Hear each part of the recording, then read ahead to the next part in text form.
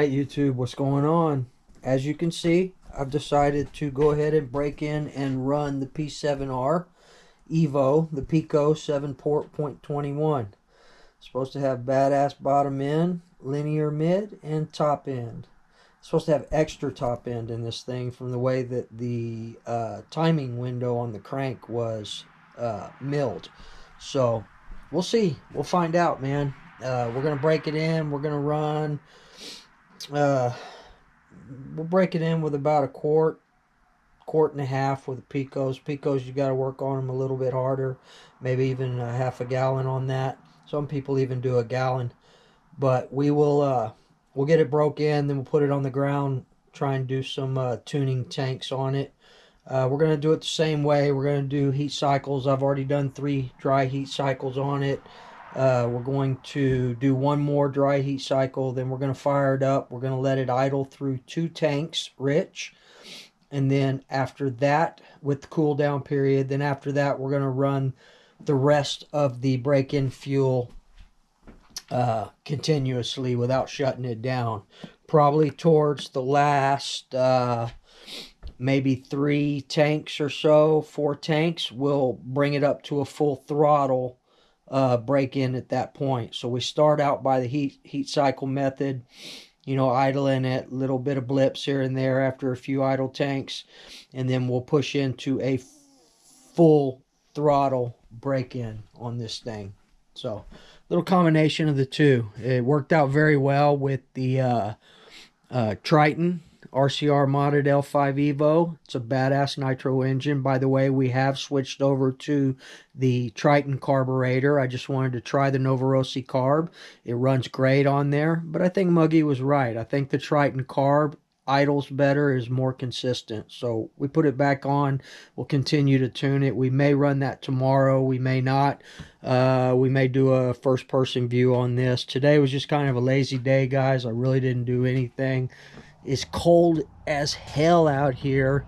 You know, it's supposed to get down to 28, 29 degrees tonight, below freezing there. So here in South Texas, I know a lot of you are like, oh, that ain't nothing. I wear shorts and tennies, you know, short sleeves and shorts in that weather. But for here in South Texas, man, that's some cold shit for us. But it does get pretty cold here in certain months, especially in February. We're actually supposed to have some frozen precipitation, maybe even some snow or sleet on Friday night. So anything I do, I need to get it done tomorrow or the next day. So let's go over a few things here. What happened the other day with the NT 48.3, the rear diff inner bearing, the bearing here. Whoops, how can you see that? The bearing here on the inside of it blew out. It was crazy. It was blown to hell. So it also damaged the ring and pinion. The ring gear is not too bad, but the pinion is toast. So we just went ahead and ordered a whole new set. I actually ordered 2 sets, so I have a spare. You never know, just in case. And we'll get this all fixed up, brand new.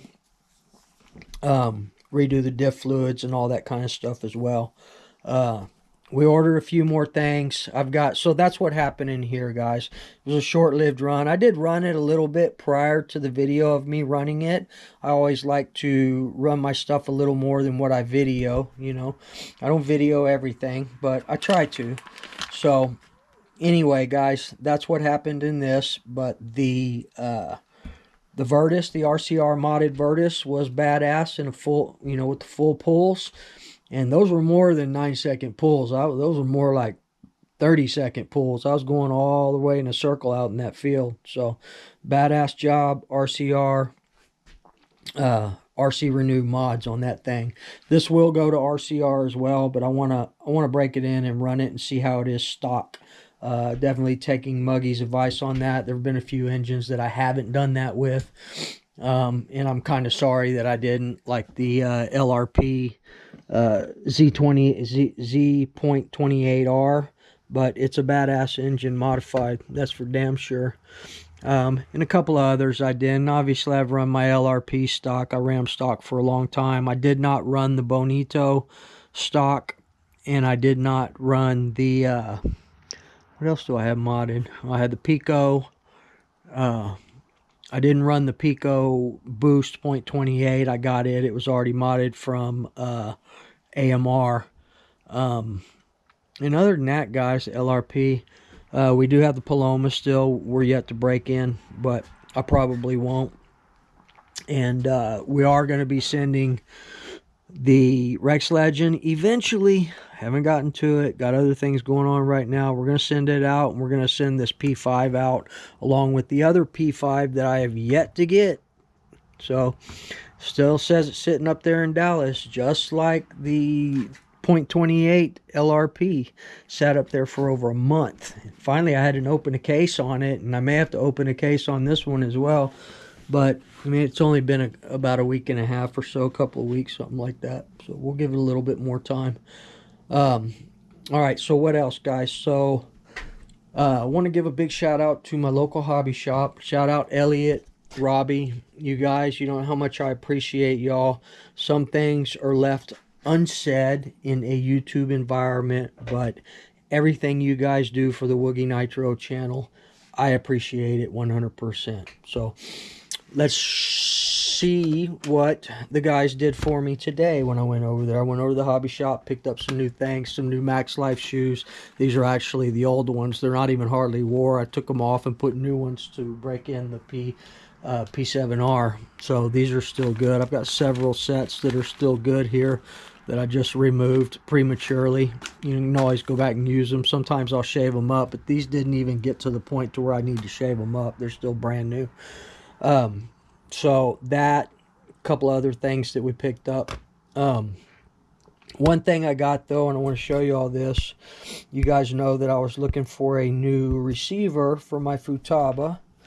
So this is what you would buy it for online. They're going for about 120 bucks. This is for my Futaba 4PK Super R. Badass controller, little bit old school, but I would take this over a Spectrum controller any day. Hands down, Futaba, badass. Don't get that twisted, people. I would take this over a Spectrum or pretty much any other controller. Futaba for life. The only other controller that I would get is a better Futaba. Damn right. Damn Skippy, people. So actually what's in here is a Spectrum receiver. Y'all know I was running one short. When I got the 8X Elite, I needed to pull the one out of the FT360, and I've been using this crappy ass Spectrum one. Very slow compared to the Futaba. I mean, you can tell, you know, a lot of people say, well, it's going to be your servos, things like that, and speed. That's not true, man. The efficiency of this controller and that Spectrum controller are night and day, man. Spectrum, on point. Not Spectrum. Futaba, on point, badass. So what we did is I took the brand new one and I put it in the Techno NT48.3. And I took the Futaba receiver out of there and put it here. The original one that was in here, because it had all the endpoints, it had the kill switch, everything hooked up on it to make it user friendly. The thing with the Spectrum, which it worked, but it was slow, man. It was pulling the throttle slow, everything. And it's not just the servos. The receiver and the radio play a huge difference in the efficiency of speed on these things and accuracy, 100%. I don't know a lot about electronics, but just from my experience of watching this between the Spectrum receiver and radio in the Futaba. This thing is on point now with this Futaba receiver in here. Plus, it works the kill switch better. So let me see if I can show y'all real quick. And these things are so easy to use. Is that the right one?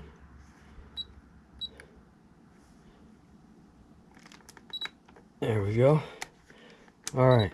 So let me just show y'all in this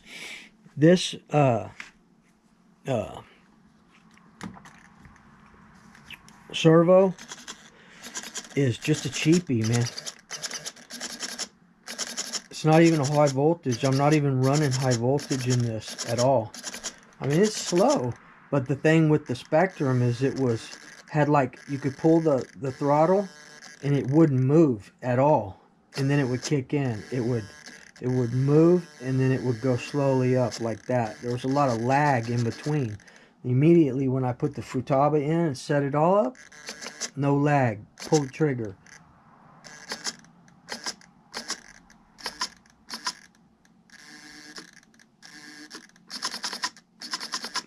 That's the difference, the response time, people.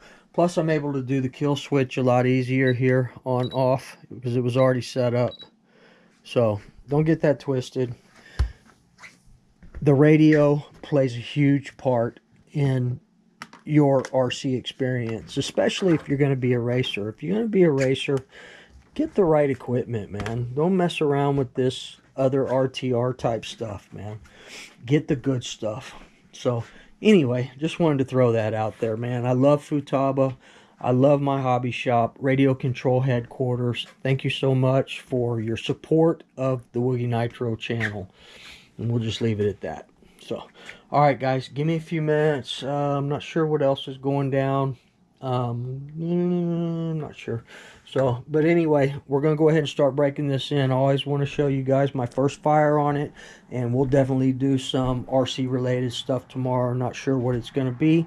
We'll probably be here at the Woogie Nitro ramps. Hell, we may jump the FT off the Woogie Nitro ramps again, but probably not. So, oh, by the way, guys, so what I have decided to do is I talked to my brother Elliot up at RCHQ today about the 8XTE. So the 8XTE for the speed run truckie. We are going to order another one, and we're going to set it up. I need to go check out. I think Ryan Mayfield's got a pretty badass setup in his buggy. We may look and see what that's all about, but we're definitely going to be doing the speed run truggy. Stay tuned for that. Probably won't be until after Christmas, closer to maybe the end of January, somewhere around there. It's an expensive venture. I plan on spending about, at least a couple of grand on this project or more. But definitely here really quick, probably into next week, we will be indulging in a new fifth scale platform. So we are going to go fifth scale first, and then the truggy speedrun truggy. But the speedrun truggy will be an 8XTE 100%.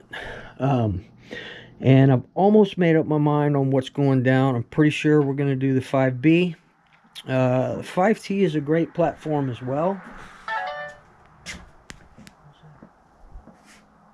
The 5B is the 5T is a great platform. To me, the 5T is just a kit that's been already built, man, because it's got the great chassis, the great shock towers, shocks, everything on it is badass as a kit would be. The only difference with the kit is, you can build it the way you want to, and you could always upgrade the 5T, but 5T's four-wheel drive too. It's already done. It's ready to go, ready to rip. But half the fun for me is building the kit. As you know, with my truggy and my buggy platforms, I love to build them. And we'll probably be going, a lot of people were leading me into the Kraken, I forget which one, the 5V or something like that. I forget which one it was. But I think I'm going to stick with the 5B, man. I think that's a good route to go. We're not going to go crazy on the engine. We're just going to build it, put some good Savox servos in there, and go from there. Get a decent engine, spend probably $400 or $500 on a decent engine. We're not gonna drop $1,000 on an engine right away. Maybe later on, but we're gonna do the other upgrades first that need to be done, like the center diff mounts and things like that I want proper on here. So from the jump.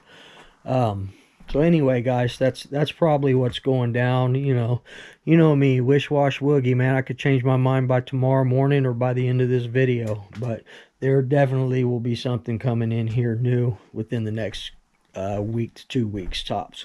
So, all right, guys, give me a few minutes and we will get down to business on this. Sorry, I had it on Zoom, man. I always forget to take it off of Zoom, man. So, I wonder if y'all could see that earlier.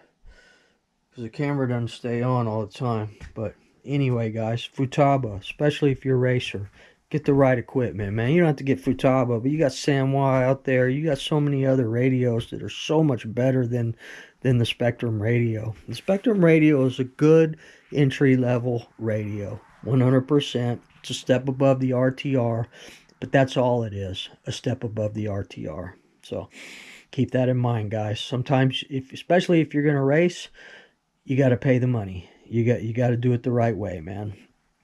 And as far as racing goes, guys, it's great to get out there and try it. Sure, man. Check it out. See if you're any good. But just like a great racer told me once, man, you either got it or you don't. And that's all there is to it. Some people got it, some people don't. So, and I have no idea whether I have it or not, and don't really care. So I love to bash. That's what I'm into. That's what I do. One thing that perturbs me more than anything is, man, when you get these guys that racers are great. There are a lot of great people out there, a lot of good-hearted people, man. But it's when you see people going around bashing people that aren't racers, putting them down like they're nothing. That's crazy, man. That's insane. So give me a few minutes, guys, and we will get this thing fired up and go from there. I'm probably going to be up all night running the quart and a half or so, however much I run through here, a half gallon. We got it hooked up to the exhaust going out the back. Got the heater going. We can shut the door once it gets a little later and just run this shit through. Run this stuff through, and hopefully maybe we can get it on the ground tomorrow and do some tuning tanks on it. We'll tune it tank by tank like we did on a couple of the other engines that we broke in. So we are running that Picco 069 on there. I don't know if y'all can see that. Picco 069, got the whole setup on it. Yeah, that's a long pipe, man. Super long. So anyway, could probably shorten up the huck a little bit with a short header, but since it's a little bit more old school, the header actually goes into the pipe instead of over the pipe like a lot of the newer ones. So you're kind of limited on how you can do this, but I am looking at a Picco 20, it's either 24.6 or 2045, one of the two. Same setup though. So a lot of people would be surprised if they bought those Picco pipes like these and they didn't have a header with them. They got them and they wouldn't work unless you had the header. So, all right, guys, give me a few minutes. We'll get this thing fired up, and we'll see y'all in a sec, man. I'm out. All right, guys, here we go. First of all, she's already up to 4 dry heat cycles. Let's do it.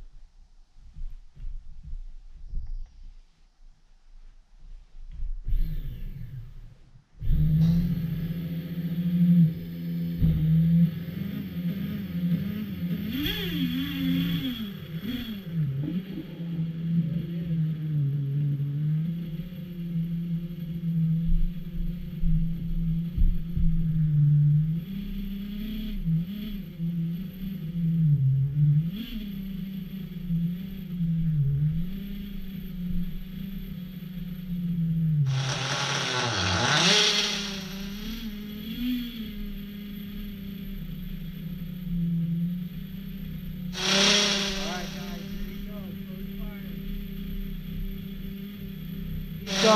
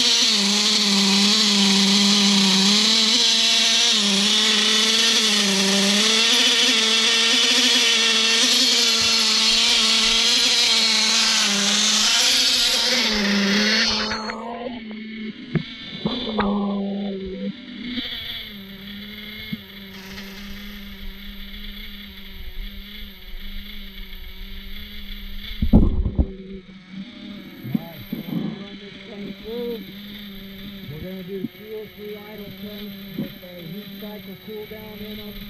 Then we're going to run the rest of the fuel completely through. Alright guys. We'll check back in on this here in a few minutes, guys. Remember, treat people the way you want to be treated. Get you a Futaba, and we'll see y'all in the next video. Peace.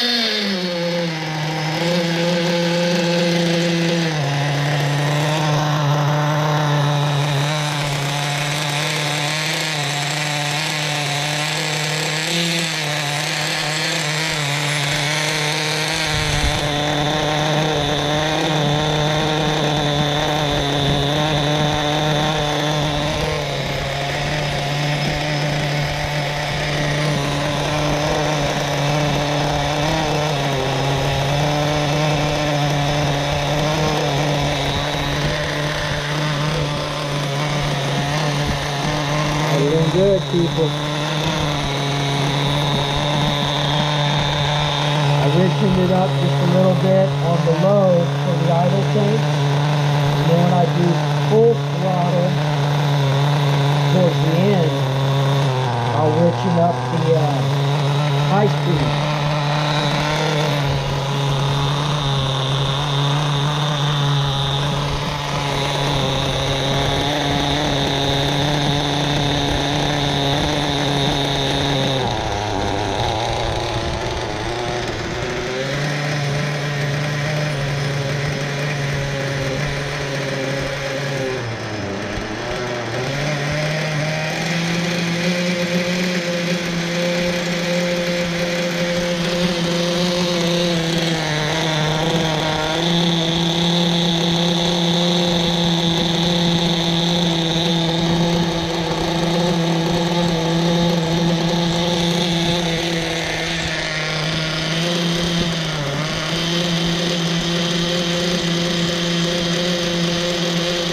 Alright guys, I'll be back in a minute.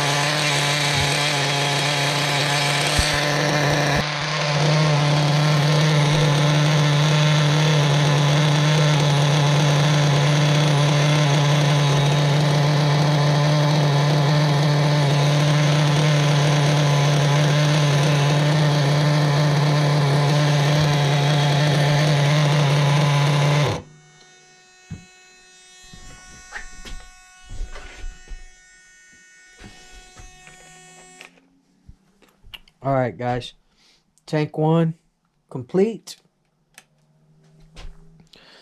I'm going to try and rig something up to where I don't have to use the controller. I think I'm going to disconnect it, and I'm going to hook up a wire here. I've got the rubber bands on it, so it keeps it to where it's not moving around and erratic during the idle.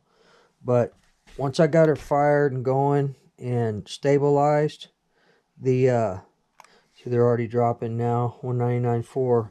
The temp stayed stable between 205 and 210 throughout the rest of this entire tank. So we're going to do 2 or 3 more idle tanks just like that. Let it cool down to ambient temperature, and make sure we're at bottom dead center, and go from there, guys. So I may check in a little bit later on, and but if I don't, we'll see y'all tomorrow, man. Peace. I'm out. All right, guys, let's do fire number 2, and I'll let y'all go.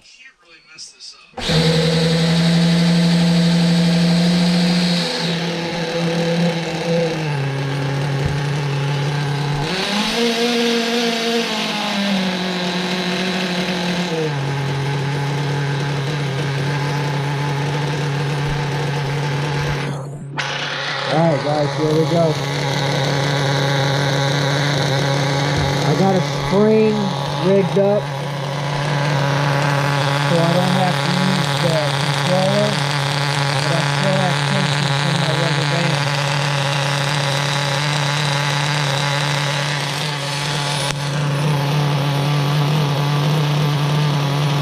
So it's cooled down just a little bit. This is the only time I'll have to hit it, except for the initial fire up with the heat gun. It'll stay between 205 and 210.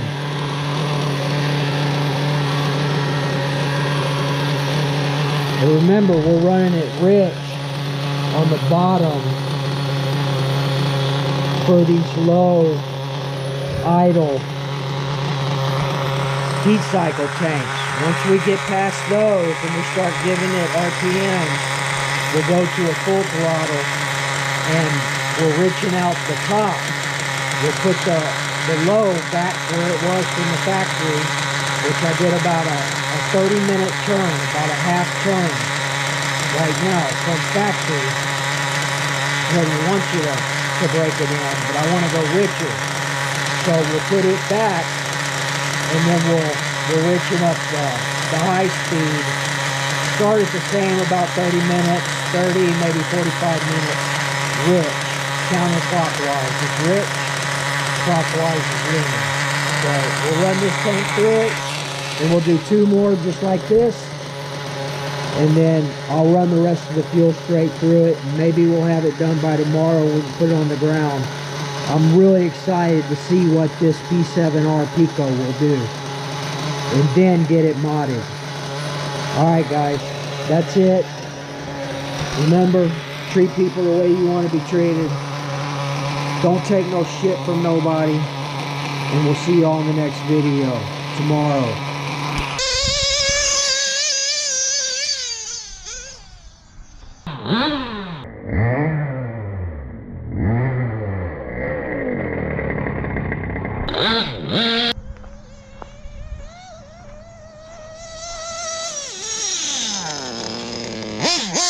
Now it's dropping right down. That's good.